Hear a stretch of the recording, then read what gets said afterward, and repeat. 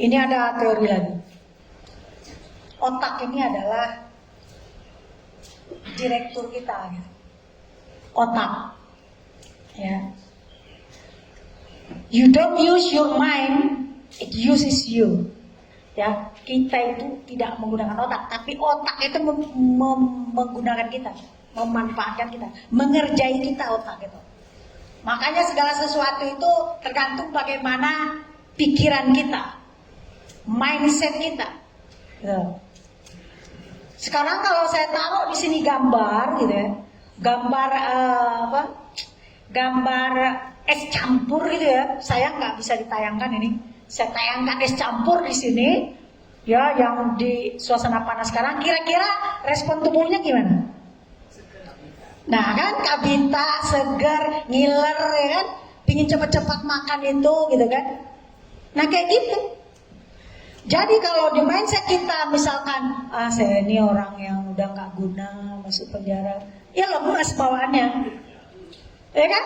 Tapi coba saya walaupun di sini, saya masih punya otak, saya masih punya badan yang segar, saya harus bangkit, pasti kayak gini jadinya, ya enggak? Gitu.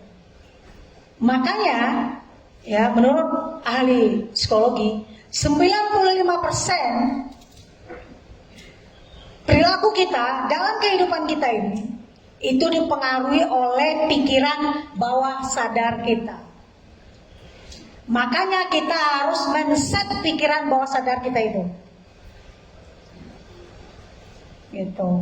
Apakah sudah pernah melakukan bagaimana setting pikiran bawah sadar? Belum ya? Itu ada pelatihannya, Pak. Ya, bagaimana men-setting pikiran bawah sadar. Pikiran bawah sadar bisa kita akses ketika otak kita berada dalam kondisi theta. Kalau belajar tadi alfa ya. Kalau untuk ini men-setting pikiran bawah sadar, otak kita harus berada dalam suasana theta. Gelombangnya gelombang theta ya. Dan itu bisa kita lakukan 20 menit sebelum tidur. Gitu. Pada saat 20 menit sebelum tidur, coba kita tenang dalam keadaan nyaman, dibuang semua HP dan sebagainya, keributan nggak ada, tenang banget, tarik nafas dalam, hembuskan pelan-pelan. Pada saat itulah kita masukkan apapun yang kita inginkan akan terjadi pada diri kita, gitu loh. Saya ini udah ngajarin ini tuh banyak loh. Bahkan ke keluarga sendiri, tapi nggak mempan, saya juga heran kenapa. Nah, tapi kembali kayaknya kepada diri sendiri. Kalau dari dalam diri sendiri nggak ada kesadaran, nggak ada niat untuk berubah, nggak akan bisa, Pak. Walaupun saya kasih pelajaran kayak gini juga percuma, walaupun Bapak kasih buku ini. Kalau dari diri sendiri masing-masing ini nggak ada kesadaran, nggak ada keinginan untuk berubah, nggak ada keinginan untuk maju, untuk sukses, untuk menjadi sesuatu, percuma. Gitu. Ya teman saya Pak Ius, ya itu bos itu Pak,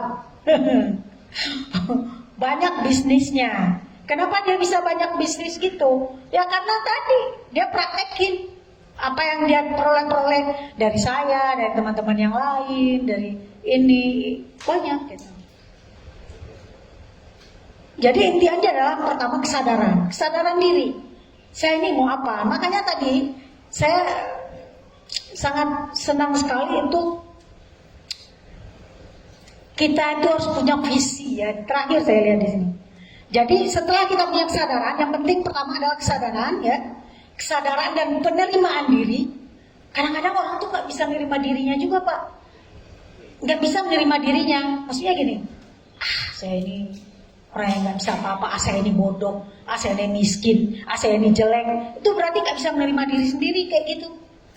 Justru kita harus kenal betul siapa diri kita.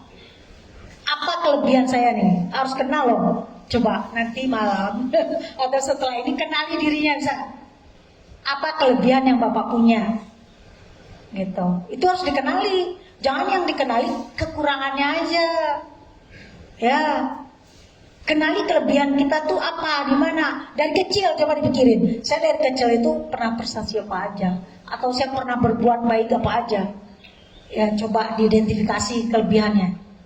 Diterima dirinya, sadar akan bangkit gitu ya. Sebab bangkit itu harus dengan penuh kesadaran.